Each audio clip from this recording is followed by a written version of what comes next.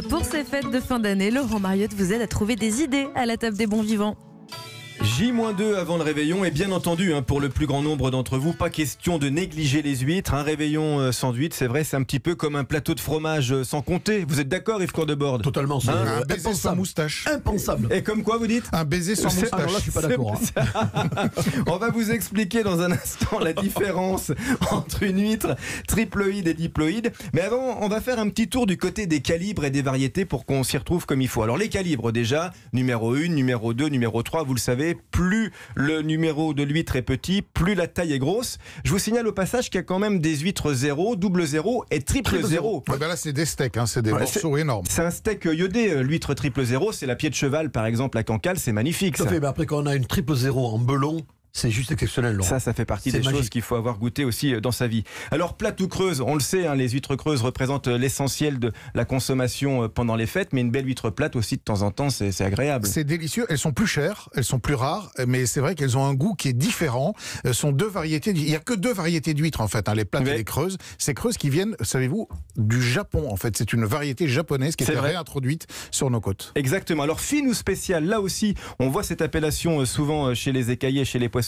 On va réexpliquer, tiens, Yves Courdebord, la différence entre une fine et une spéciale. La spéciale, il y a de la matière. Voilà, la spéciale, c'est une huître qui est charnue, d'ailleurs. D'ailleurs, ça garantit un taux de chair de 18%. Oui. Donc, c'est une huître, j'ai envie de vous dire. Il y a de la mâche. Il y a de la mâche. On croque dedans. Voilà, on croque dedans. Et après, la fine claire, c'est une claire. Voilà, c'est une claire où la texture est beaucoup moins charnue, c'est beaucoup plus léger, c'est beaucoup plus iodé. Moi, la fine claire, c'est vraiment l'huître de l'apéro. C'est ça, voilà. oui. Ça se mange très facilement. Avec un petit blanc sec. Un petit blanc sec, tandis que la spéciale, c'est plus l'huître un peu de gastronomie de repas. C'est Marraine Oléron qui a développé ces deux variétés. C'est vrai qu'elles sont affinées dans des bassins et ça donne effectivement des goûts très, très agréables. Alors c'est la bonne saison aussi, les amis, pour les huîtres de pleine mer. C'est plus rare, ça fait partie des choses qu'on connaît peut-être moins. Elles ont un petit goût rustique. Et justement, Julien Amat a rencontré Sophie Sury, qui est ostréicultrice et propriétaire du Verclos. C'est la seule et unique auberge paysanne de la mer au monde. C'est à Saint-Martin-de-Ré, sur l'île de Ré, en Charente. Alors elle nous parle de ces huîtres pleine mer, mais c'est l'occasion aussi de faire la différence entre la fameuse diploïde et la triploïde. Donc l'huître fine de mer, c'est une huître qu'on pêche dans nos parcs en mer et qu'on met directement à la vente. Donc ça va être un produit qui va être iodé, qui va être fort en goût. En hiver, elle va beaucoup manger, engranger des forces pour préparer sa reproduction. Au printemps, elle passe à ce qu'on dit en lait. Suivant la météo, si on a une météo qui est chaude, un peu orageuse, elle peut délaiter rapidement. C'est ce qui s'est passé effectivement en 2018 parce qu'on a eu des températures caniculaires. Et alors là, ma pauvre huître, elle est toute fatiguée parce qu'elle a fait un gros effort, elle a fait ses bébés, donc elle est toute maigrichonne.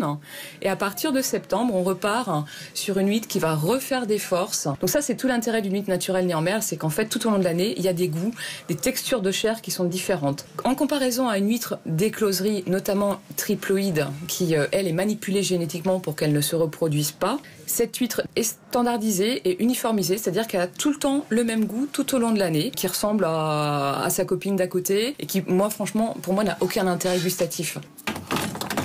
Donc on a deux écaillés, on a Gauthier et Arnaud. On fait attention, on met des gants, on se protège toujours la main qui tient l'huître. Il faut mettre la pointe du couteau à un tiers du haut de l'huître et 2 tiers du bas, parce que c'est là où se trouve le muscle. Voilà, c'est ce que fait Gauthier. Et après, voilà, on coupe le muscle, ce qui permet de mettre le manteau sur l'huître. Allez hop. Ah, voilà un joli bruit. Ça, c'est un bruit de saison. C'est tout. Ah, un autre bruit de saison. Oh, une belle bouteille de champagne ouverte par Olivier Pouls. On va en parler dans un instant, tiens, du champagne. C'est vrai que c'est agréable de bien mâcher l'huître. J'ai envie de dire aux gens qui n'ont jamais mangé d'huître, Yves Courdebord, je ne sais pas si vous êtes d'accord, mais il faut commencer par le pied, en fait. C'est doux, c'est sucré, ça a presque un petit goût de Saint-Jacques. Oui, complètement. C'est vrai que c'est un côté, ce que nous on dit, c'est un côté de noisette. C'est ça. De noisette, c'est très très agréable. Et c'est vrai que le pied, des fois, on a tendance, que les gens qui ne connaissent pas, de laisser attacher à la coquille. C'est bon. Il faut le manger.